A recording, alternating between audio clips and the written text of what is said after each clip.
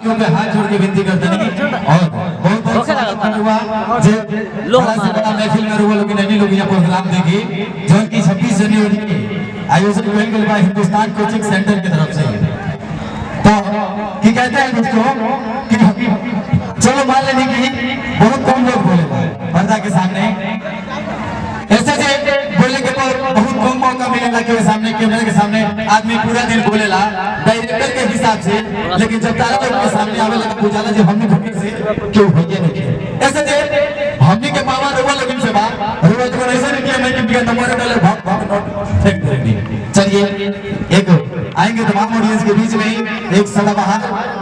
भोजपुरी के भक्ति के माध्यम से देखेंगे डांस जो कि आप सभी का छोटा भाई एसपी डांसर। इस गाने का पूरा वीडियो देखने के लिए आप हमारे चैनल पे जाएं एसपी डांसर भोजपुरिया,